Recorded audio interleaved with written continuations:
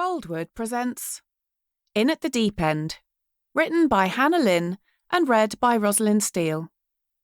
The moral right of the author has been asserted. This performance is owned by Boldwood.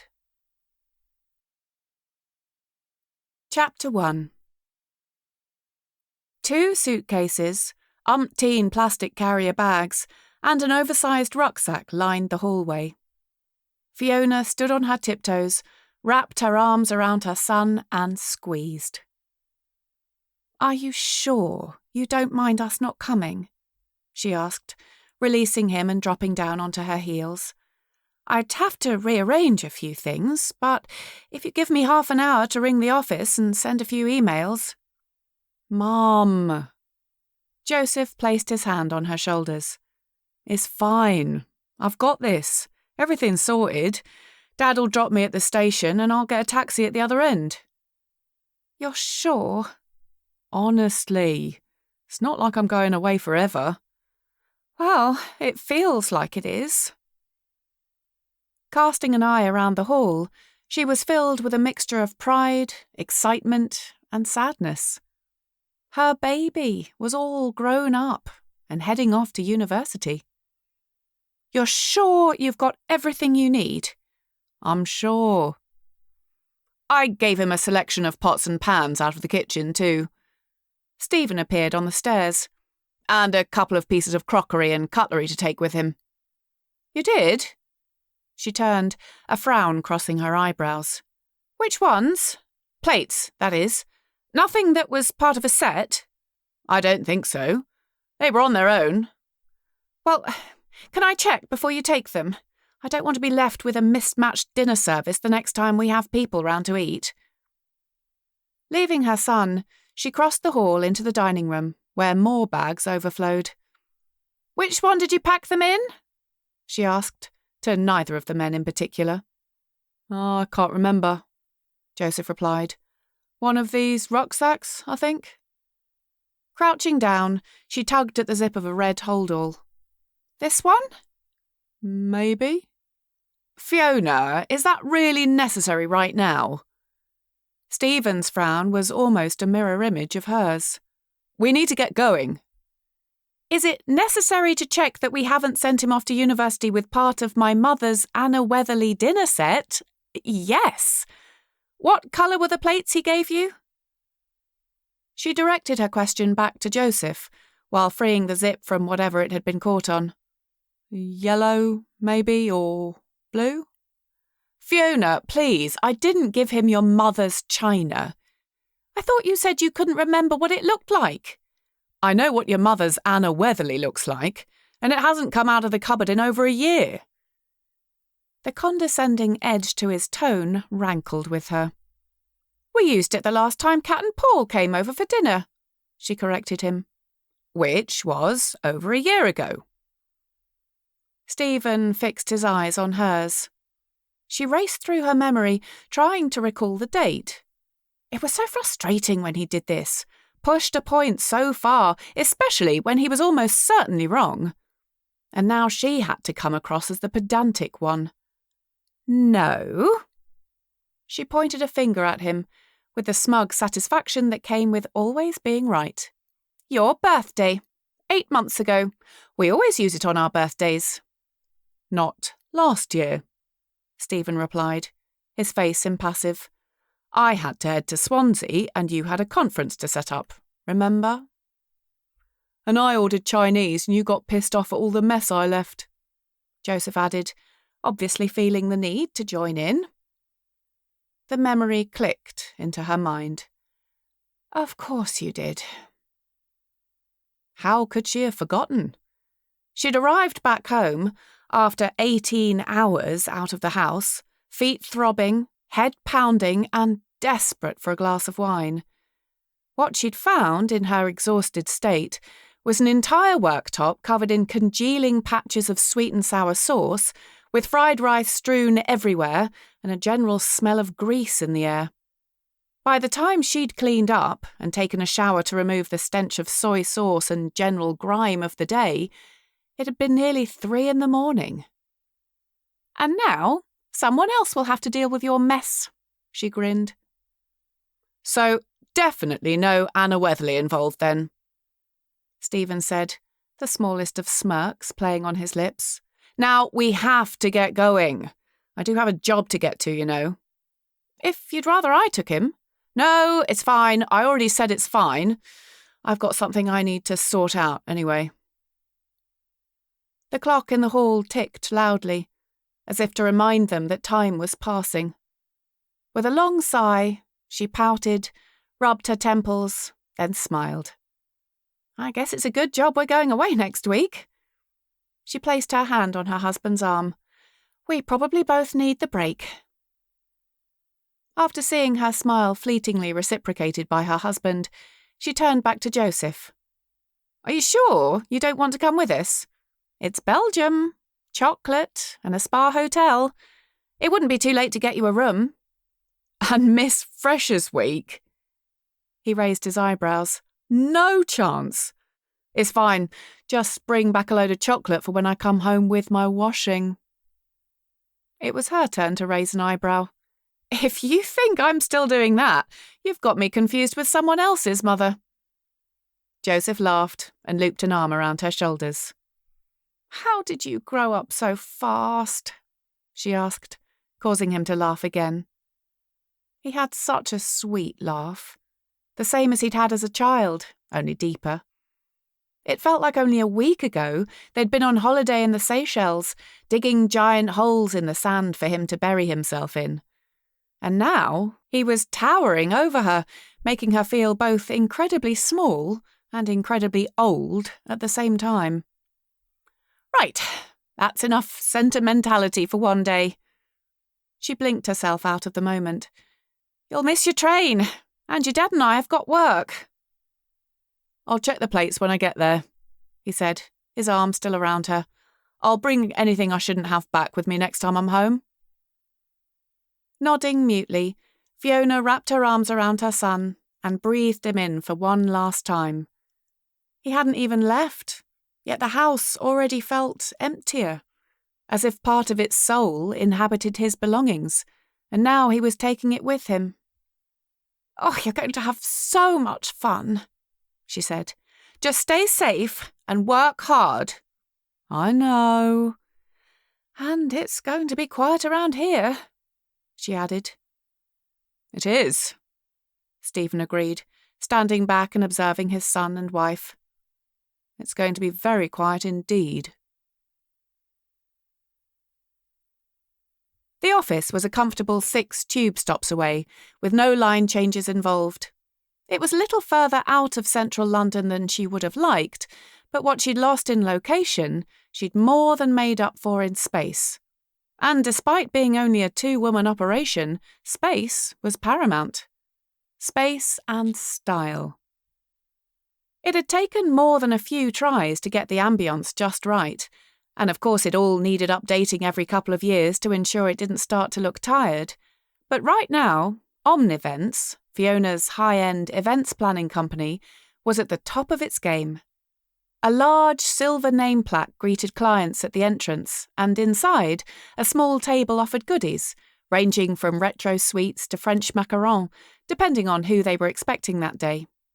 When not on offer, said sweets and treats were stored in the stockroom, along with hundreds of empty presentation packs, over 1,000 lanyards waiting to be filled, 2 portable mini projectors with built-in screens, and a whole host of other events paraphernalia. Hence the need for space.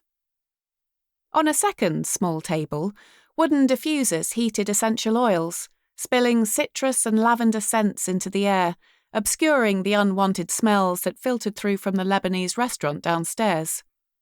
This juxtaposition was a double-edged sword. Smelling shawarma chicken floating up from the kebab rotisseries at 8 a.m. each morning wasn't exactly pleasant, but having a falafel wrap with a side of hummus and pitta delivered in less than 5 minutes could be a godsend when she didn't have time to leave the office for an actual lunch break. In the 12 years since its inception, Omnivents had built up a client list that made her smile with pride every time she thought of it. Of course, she was small fry compared to the business Stephen worked for, but then most businesses were, Alton Foods, was run by the renowned entrepreneur John Orbiton and had been securely positioned in the top 5 food producers in the UK for most of the 11 years Stephen had been there.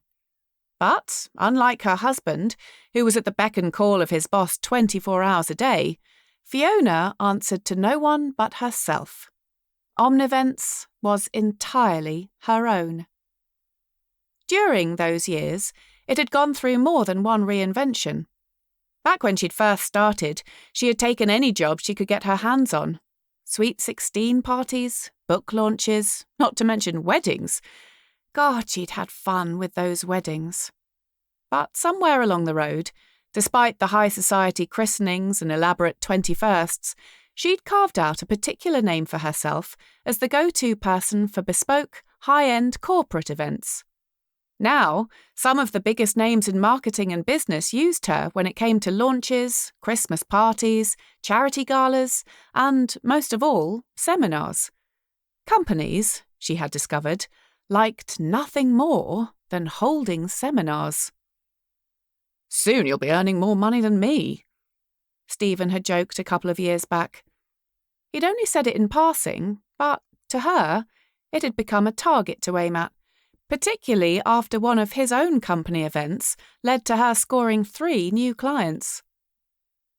Event planning as a whole, even being CEO of a company like hers, wasn't nearly as glamorous as people thought it was, though. It involved a lot of emails and telephone calls, not to mention the hours spent laminating itineraries and schedules. Fortunately, when it came to exciting jobs like loading up name tags and filling good old corporate goodie bags, she had Annabelle. "Morning, Annabelle!" Fiona placed a takeaway white chocolate strawberry and cream frappuccino on her assistant's desk before reaching into her tote and pulling out a plastic bag. "And I know it's not your birthday for another month, but I saw this and couldn't resist it. For me. I hope it's okay." "You didn't have to do that." Annabelle bounced up and down in her seat as she spoke, causing her glasses to jump on the bridge of her nose. Mid-20s, and with more energy than a newborn lamb on a sugar high, the bouncing habit had almost cost her the job at her interview 5 years ago. Every question she'd answered had resulted in her bobbing further and further out of her seat. It wasn't that Fiona hadn't admired her enthusiasm, but to look at it every day, she was exhausted after the 30-minute meeting. Even so, she'd decided to employ her on a trial basis. 3 weeks later, she changed the contract to permanent and had never looked back. Annabelle pulled the T-shirt out of the bag and held it up against her chest, measuring it up for size. "Oh my goodness, I love it!" "I didn't know which house to get you, so I got the one with all of them on instead." "It's perfect!" She ran her hand along the fabric. "Personally, I always thought I was a Ravenclaw, but Pottermore says I'm Hufflepuff. Honestly, I'm not even sure how that's possible, given I was in the bottom set for—" She drew to a stop, closing her mouth in an embarrassed smile. "Thank you." She folded the T-shirt away and picked up her drink. "How's Joseph? Did everything fit in the car? Did it get off okay?" "I hope so. They haven't rung to say otherwise," she replied. "I guess I'll hear from him when he gets there. He must be so excited." "I think he's been looking forward to this for the last 2 years. Oh, he's going to have so much fun." Thoughts of a son, out on his own in an unfamiliar city, far from home, would probably have made most mothers sick with anxiety. But Joseph wasn't like most boys. He had a good head on his shoulders. "Is everything sorted for next week? No last-minute issues?" She brought herself back to the present. "Nope." Annabelle sucked a mouthful of pink liquid through the straw. "You are completely clear, but it means that it's going to be a bit of a crazy one when you get back." "Crazy's good. Crazy means we're making money, which means a nice bonus to help you get that house deposit." "That would be brilliant. It seems every time we manage to save a bit more, the house prices soar and we still can't afford anything." "I remember that," Fiona recalled, her fingertips resting on the handle of her office door. "Stephen and I lived on beans and pasta for years. Or at least that's what it felt like. I'm not sorry those days are gone."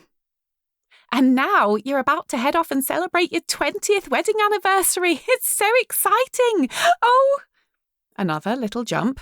"I forgot to say, some of the promotional things arrived. I assumed they're for Vertex, so I've put the boxes at the back of your office." "Fantastic. And you'll forward me the minutes from that last meeting by lunchtime?" "I was about to hit send when you arrived." "You're an angel. Right, time to start the day then." Closing the door behind her, she sat down, shut her eyes, and breathed in the aroma. Unlike Annabelle, who was happy to start her working day with whatever combination of sugar, cream, and additives she could get her hands on, Fiona's beverage of choice from the coffee shop was always the same: a triple shot, full roasted Guatemalan espresso. Sitting back in her chair, she held the cup under her nose and inhaled the bitter scent. She had a coffee machine in the office, a mid-range number that could produce a good enough result, particularly useful if clients were visiting, but this first one of the day was special. This was the moment when she could relax and not worry about anything. Not about clients, or home, or whether or not she was ever going to get to the gym again. Despite the fact that she'd been paying £60 a month on membership fees for the last 2 years, she'd only gone about once a month, if that. She allowed herself to dream of the upcoming holiday, and of the holidays after that. Only after she'd tasted those last flavourful tannins, followed by a small glass of water, did she actually feel ready to make a start on the mountain of jobs that preceded a week-long holiday. Casting the cup into the bin, she turned her attention to the box on the floor. As was typical, half a roll of packing tape had been used to almost impenetrably seal the 2-foot by 2-foot container, and it was only after grabbing a letter opener and stabbing her way in that she managed to reach the contents. "Excellent," she said to herself, as she finally pushed aside the polystyrene beads. Vertex Wellbeing Assistance was her biggest client and had been one of the first corporate businesses to sign with her independently, as opposed to those who'd come through a connection to Stephen or the golf club. Back then, life coaching as a business was barely in the fledgling stage. A fresh and cocky upstart, Dominic Tan, had been so full of outrageous and outlandish ideas that, new to the whole corporate conference world, Fiona had been hesitant about even working with him. 10 years later, and he had taken the city by storm, turning Vertex into the #1 life coaching platform in the country, with centres across Europe and plans to venture further still. It had been Dominic himself who had convinced her to work with him after she'd sat in on one of his group sessions. That was back in the day when he used to run them himself, rather than delegate to one of his underlings. There was no doubt what he did was impressive. He was very impressive. From out of the box, she pulled a large plastic bag, and from that a smaller one. She tipped out one of the items into her palm. Dominic was a sucker for a top-notch goodie bag at his conferences. Goodie bags and branding. The name Vertex from floor to ceiling.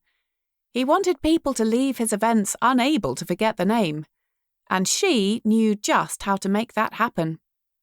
USB sticks and chrome pens with the company logo engraved on them were well-seasoned staples, but it was those little extras that stood out, that told people they meant business.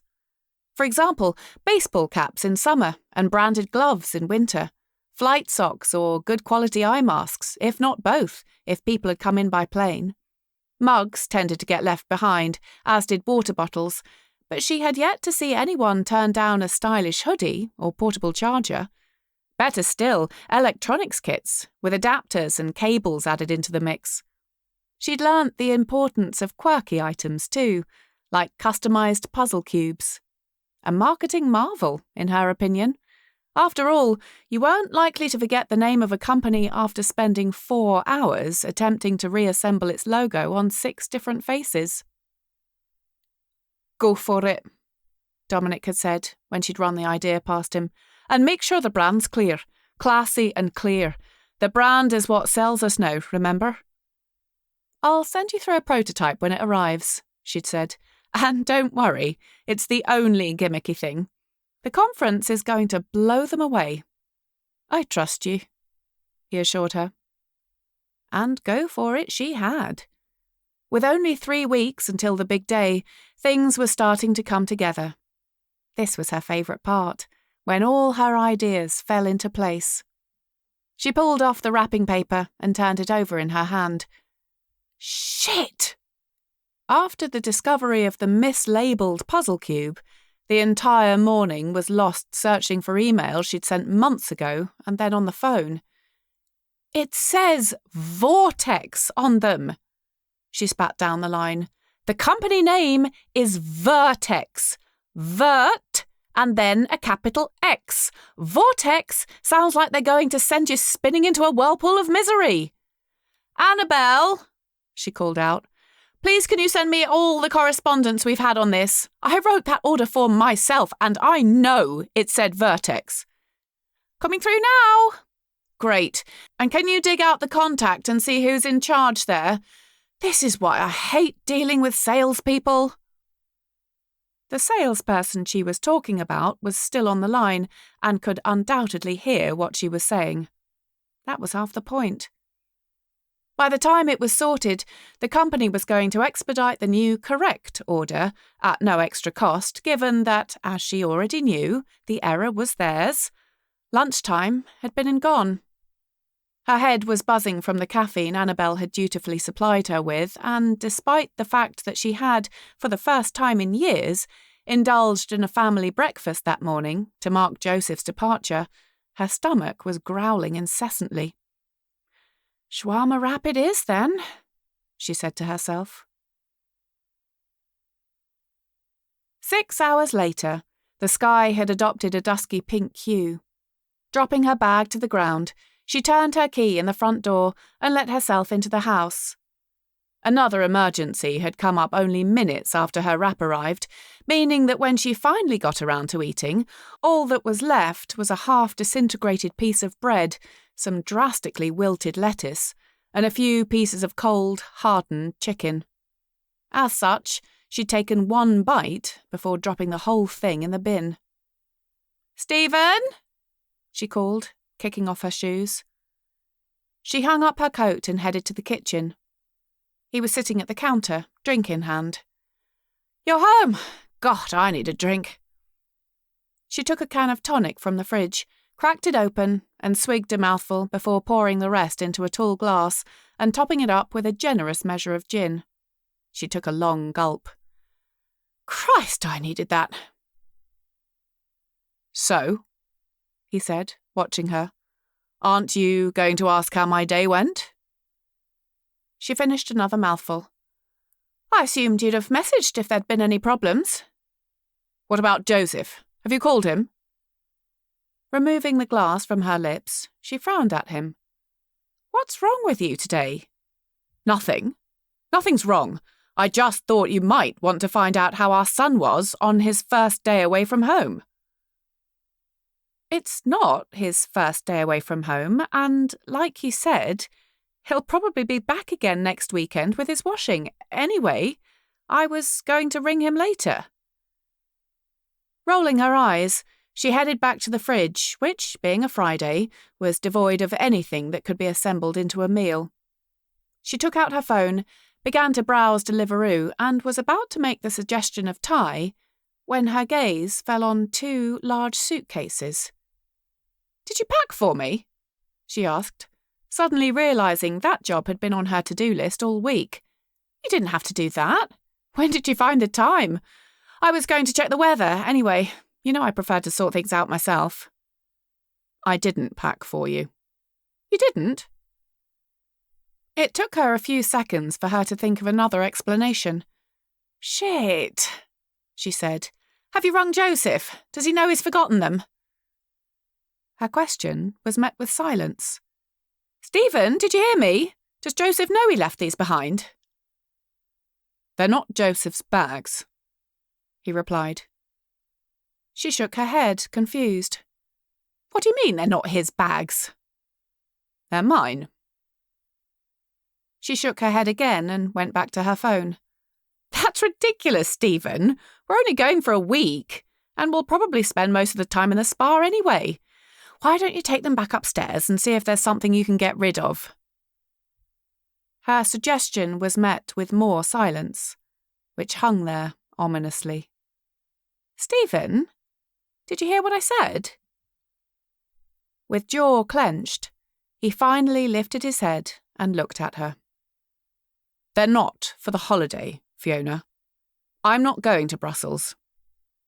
I'm leaving you." Chapter 2. The hallway clock chimed and a peal of church bells sounded in the distance, but to Fiona it was all peripheral as she struggled to understand her husband. "What? You mean you're leaving for work?" "No, I mean I'm leaving for good." "Where are you going?" "I've made arrangements." She blinked, his words hitting a fog somewhere between his mouth and her brain. "I don't understand." "I'm going, Fiona." "You're leaving me? Stephen, you're not making any sense. What are you talking about?" He pressed his lips together, as if he were deliberating the top prize question in a TV game show. When he opened his mouth to speak again, it came out in a rush. "I can't do it anymore, Fiona. I can't." "You can't do what?" "This. Us." He motioned between them, pretending everything's okay, that this marriage works. "This marriage does work." "Perhaps for you. What's that supposed to mean? What do you think it's supposed to mean?" Whether the question was rhetorical or not didn't matter. She wasn't answering it. Shaking her head, she tipped the glass and downed the rest of her drink in one go.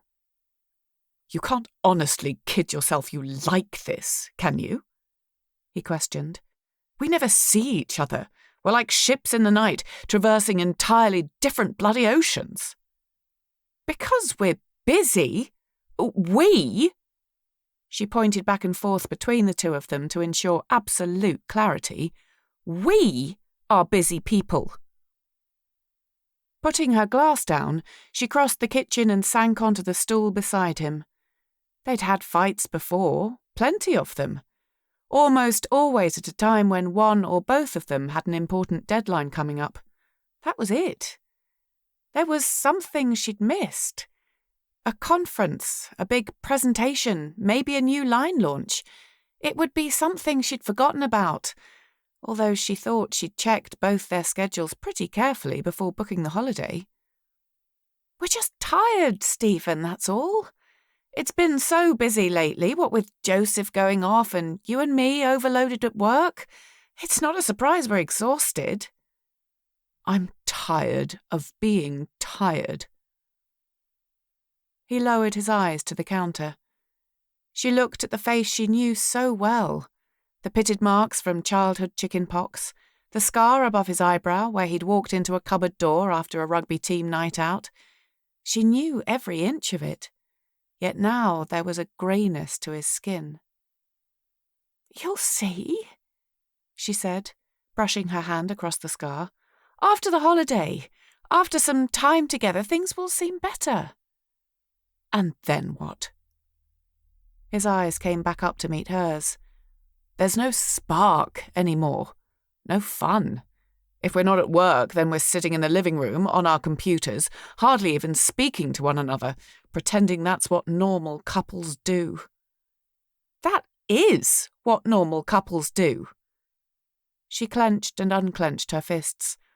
"You really want to do this?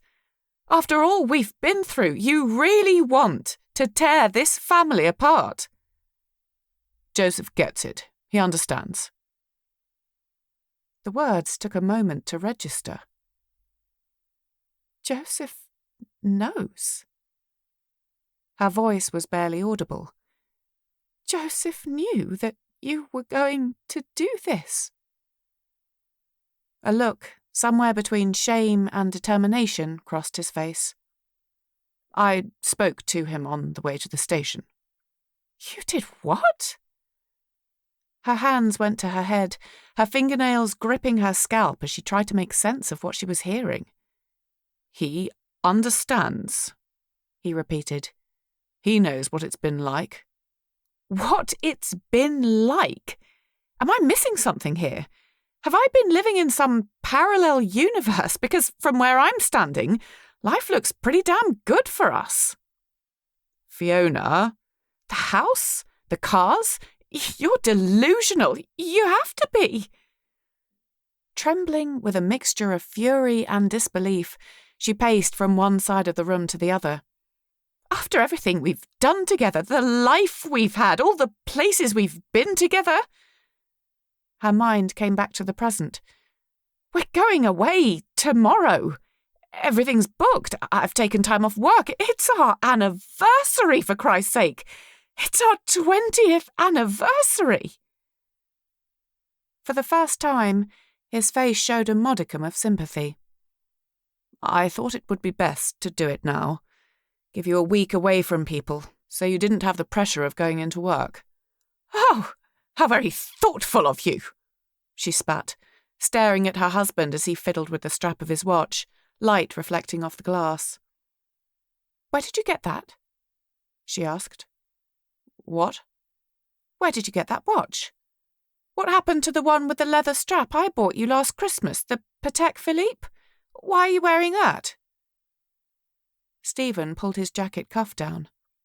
"It's just an old one." "Show me." "Fiona, show me!" She lunged at his arm, but he moved back out of reach, holding his wrist against him. She dropped her hands and scoffed. "There's someone else."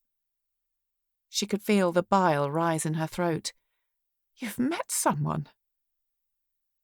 His eyes fell to the watch again. He traced a finger across the face and, for a fleeting moment, she thought he was going to deny it. Instead, he pushed his stool back from the counter and stood up. "Don't do this, please." "You've been cheating on me." He crossed behind her to where the suitcases waited. "How long?" She could hardly recognize her own voice now. He licked his lips. "You owe me that much," she insisted. "Tell me, how long has it been going on for?" Not able to meet her gaze now, he cleared his throat. "How long?" "About 18 months. That was the moment her world fell away.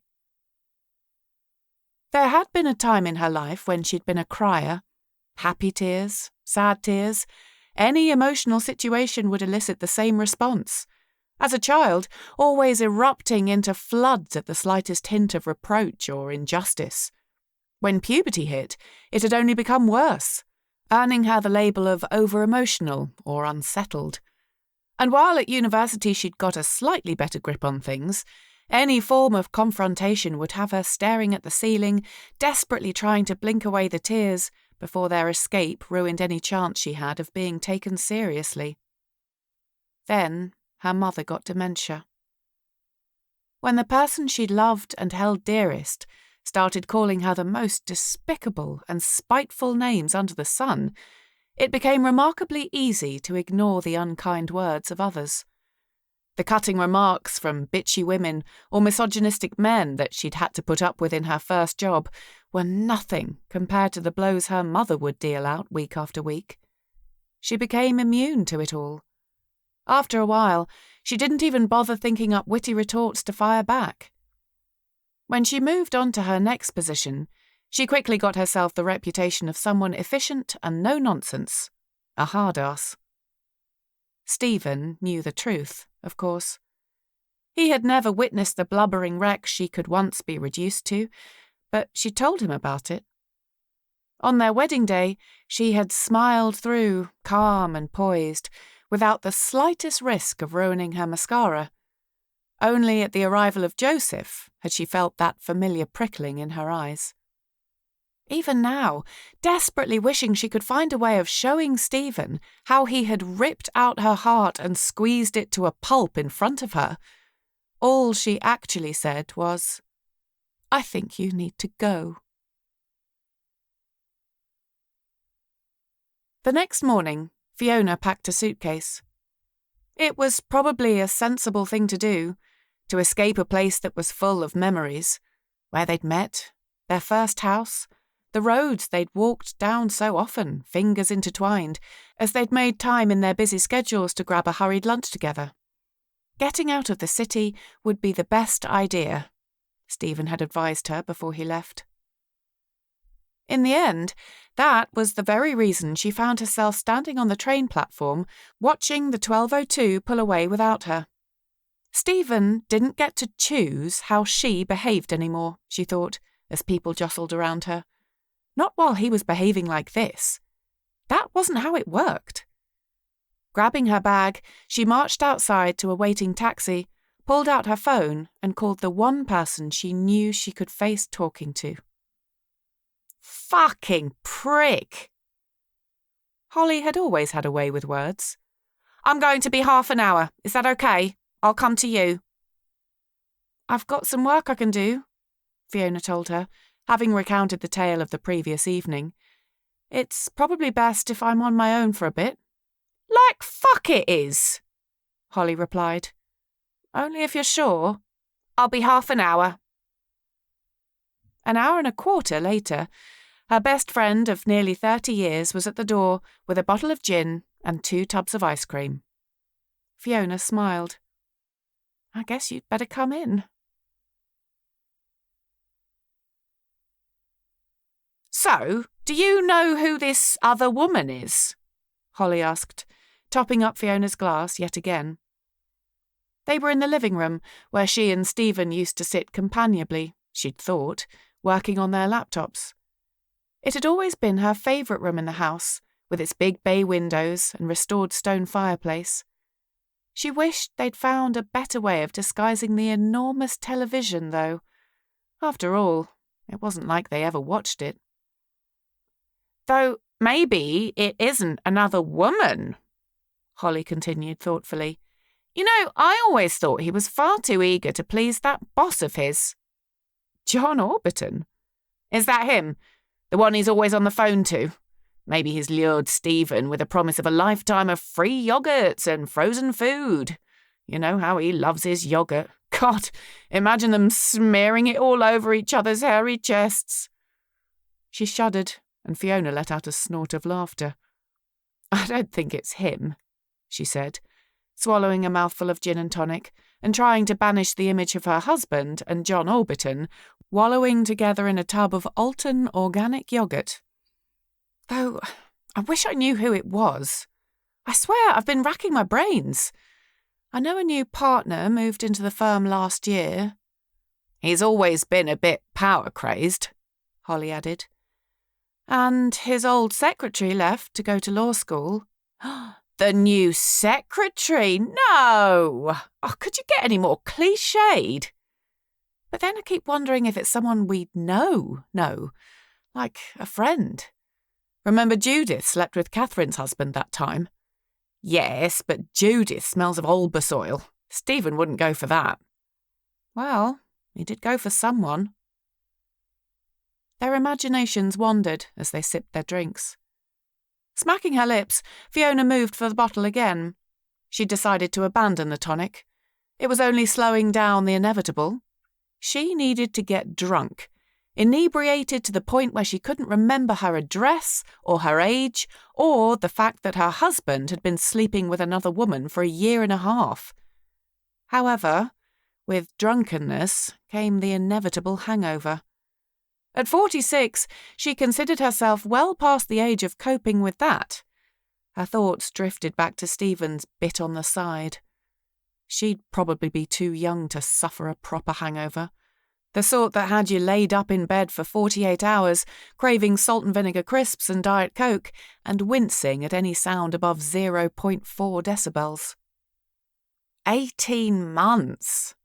Holly mused, as if she were reading her mind. That's crazy. 18 months. That means he was seeing her when we all went to Judy's birthday party last summer.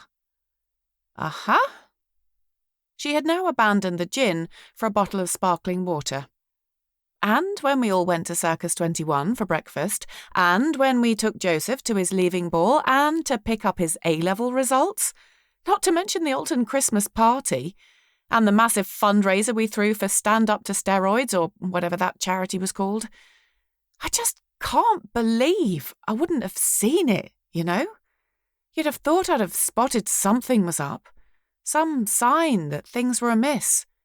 We've been married 20 years, for crying out loud. What did I do? Where did I go wrong? She gulped the water. It wasn't you. It was definitely not you, Holly replied. Fiona pondered. It was true she worked a lot, probably more than average, but that was something Stephen had always admired about her, encouraged in her even. Just last year, when she was umming and ahhing about taking on the Lovett-Rose Rosenberg wedding, he had been the one saying how good the extra publicity would be for her company. And he'd been so pleased for her when she did take it on. She gazed down at her hand, at the eternity ring he had given her as a congratulations gift. Was it possible a person could switch his feelings on and off that quickly? Surely not. It must be something else. There must be more to it. Maybe this is a cry for help. Maybe the job's got too much for him. Perhaps it was Joseph moving out. Moving across the room, she picked up the bottle of gin, refilled Holly's glass, and flopped down next to her. You know what?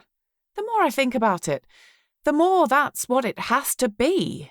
A cry for help. Honestly, I don't know why I even called you. He'll probably be back tomorrow. This explanation was making her feel somewhat optimistic. You think? I do. I mean, obviously there's something more going on here.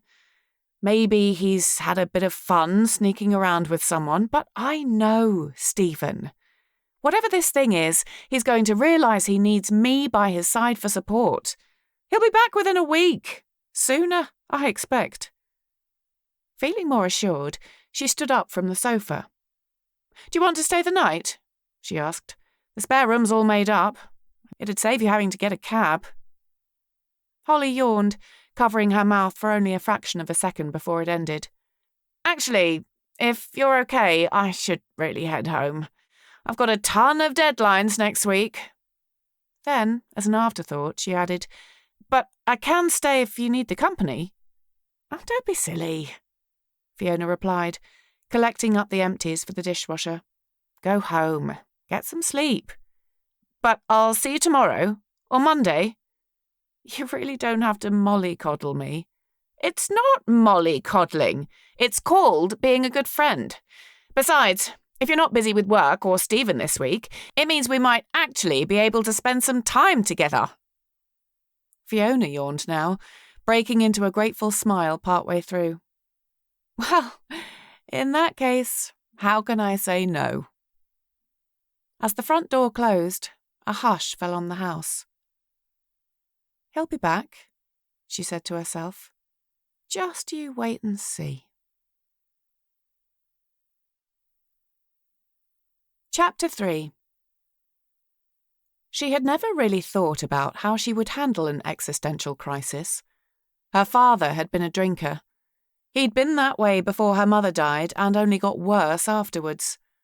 Her sister, after a messy relationship breakdown, had joined a sect who worshipped Mother Earth and the power of crystals, or some other such bollocks that Fiona avoided talking about whenever they saw each other. She, however, faced this trauma with her usual efficiency. Please don't step on anything, she said, leading Holly into the house, past the antique elm rocking chair that had once lived in Joseph's nursery, but now stood in the middle of the hallway. It looks a little messy, but trust me, it's all organised. What the hell's happened? Holly asked, walking on tiptoes as she moved through the detritus. I haven't even been gone a day. Is the Antiques Roadshow doing an episode here that you forgot to tell me about? 'Cause I'm going to be honest, their venues are usually way bigger than this. No offence to your home or anything. Ignoring the comment, Fiona picked a path through to the kitchen. There's still a long way to go, but I'm getting there. That Sunday morning, she had needed something to occupy her mind. Reading hadn't worked. Every other line, her mind would trip on a word, and her thoughts would go spiralling into the past. The gym, while tempting, involved digging out sports clothes which were likely to be far tighter than she wanted to admit, and any thought she'd had about doing something work-related were quashed when she realised that everyone thought she was on holiday for the week. Replying to emails, when she'd assured them she would be 100% unplugged, would lead to questions she didn't want to answer. And so, she had been through every area of the house, including the attic and garage, opening boxes, cupboards and drawers, pulling the wrapping off long-forgotten gifts, and wiping layers of dust from neglected heirlooms and keepsakes. Currently, a large number of items, including the famous Anna Weatherly dinner service, had been removed from their normal homes and stacked all over the kitchen worktops. With a cloud of dust motes swimming through the air and towers of boxes 4 feet high in some places, it undoubtedly looked a little chaotic. But she knew exactly where everything was, and more importantly, she had left a clear path through to the coffee machine. "Latte?" she asked. "Only if you've got a shot of something to go in it." "What are you doing? Please don't tell me you're going to dump all this, because if you are, I want first dibs on that candlestick thing over there." Holly pointed. Fiona dropped a coffee pod into the machine, clicked the lever down, and watched the sea of frothy foam fill the cup below. "Don't worry, I'm not chucking anything out." She passed her friend a drink. "I'm doing the opposite." "Breeding antiques?" Holly questioned. "Because that's what it looks like. Where has that painting come from? I swear I've never even seen it before." "It's a Trantuan." She stopped bustling about and gazed at the vivid colours. White brushstrokes shimmered in the light. A streak of orange burst from the canvas. It really was an incredible piece. "A what?" "A Trantuan." "I'll pretend I know what that means." "He's a Vietnamese artist." She turned her attention back to her friend. "One of Stephen's favourites. He's had this painting tucked away in his study for years, since we bought it, in fact. I thought it might be nice if it got a more prominent place, on display, like in the hall. That way, he'd be able to see it more often." "Who? Tintin?" "No, Stephen." "Oh." "And I was looking online. I thought I might be able to pick up another one for him too. Of course, he'd probably prefer us to go to an exhibition together and choose himself." She continued to gaze at the picture, trying to remember the last time she and Stephen had been to a show. A few of her clients ran art houses. Alongside weddings, running exhibition openings had always been one of her favourite commissions when she'd started up. On the day, all her time would be spent with the client, leaving Stephen to wander around on his own, more often than not on the phone himself, trying to solve an issue with cheese deliveries or some other riveting aspect of his work. As he moved higher up the corporate ladder at Alton Foods, he'd eventually stopped coming altogether. Still, there was time to make up for it, she thought, once they'd gotten over this bump. An art gallery a month. That was doable. "So, have you spoken to him? Stephen, I mean, not this artist," Holly added for clarity. She shook her head. "No, I'm giving him space. That's what he needs, so that's what I'm going to let him have." She felt even more assured than she had before. "He won't go through with this. Believe me, I know him. It's just a phase. Like the time he decided he wanted to take up the bass guitar. Or that course he went on so he could start a home brewery. He does this from time to time, you know that. This is just one more example. And do you not remember that yachting kick? He'll come back. He will. And when he does, I want him to be surrounded by things that make him happy. Like that Tintin painting. Trantuan, she corrected. Exactly. From outside, the sound of traffic drifted through as they each stood with their thoughts. They had been friends long before Stephen had arrived on the scene, and shared silences was something they understood. They could tell the difference between a tired silence, a judgmental silence, or one that was simply two people enjoying each other's company, needing no conversation. A pissed-off silence sounded substantially more aggressive than one which meant, "Give me a minute, I need to think about this." And then, of course, there was the overwhelming silence, when words were just too painful. This one, which came with a repeated movement of the lips, meant Holly had something to say. Something awkward. "What?" Fiona asked, conscious that she had a lot more sorting to do and procrastination of any kind wasn't helpful. "What do you mean, what?" "What do you want to say?" Her friend's lips twisted again. "For God's sake, Holly, just spit it out." "I just wondered if you'd spoken to Joseph," she asked eventually. "You know, if Stephen has told him stuff, he might be worried. You know how he gets." "I know. Don't worry, I spoke to him." "Really?" "Really. I mean, we didn't say much. He was busy." "But have you spoken to him about Stephen?" Avoiding eye contact, she turned her attention to the coffee machine and began cleaning the water filter. "Fiona!" Holly stressed each syllable of her name. "What? I told you. I rang him and he was busy, but yes, Stephen's name did come up. We just didn't have time to go into that much detail." Feeling as if she was undergoing an interrogation she didn't deserve, she hit a button which flooded the machine's filters with steam. "Are you going to tell me what he said? You don't have to, but, if you need to talk about it." "Look," Fiona stumbled, "he's fine.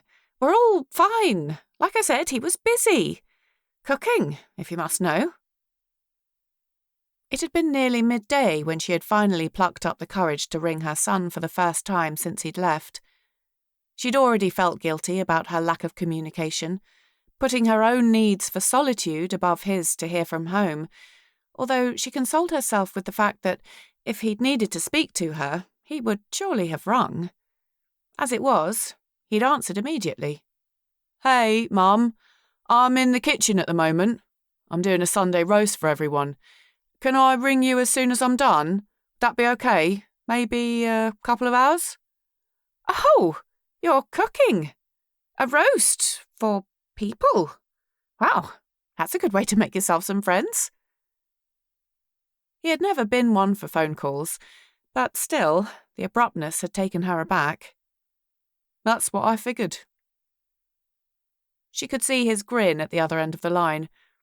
Despite how much she and Stephen had shunned cooking, Joseph had developed a real love for the culinary art. They'd always joked that people would keep him as a friend just for his roast potatoes. "I'm in the middle of these Yorkshires. I don't want to stop or the fat will cool down. I'm sorry. I didn't know you were going to ring. You didn't message or anything." "You're right. I should have texted first, checked if you were free. We can catch up another time." "I'll be done in an hour or two. Good thing about doing the cooking is I don't have to wash up." A pause had hung in the air between them, disturbed only by a half-hearted chuckle from Fiona. "I spoke to Dad," Joseph had said, then, quietly, "he told me." Heat had risen to her cheeks. When they did finally sort themselves out, Stephen was going to have to do some serious explaining, treating their son like this, for crying out loud. "Things like this happen when people get older," she'd managed, unsure where the calm in her voice was coming from. "Midlife crisis, that's all it is. I think we just need a little time apart."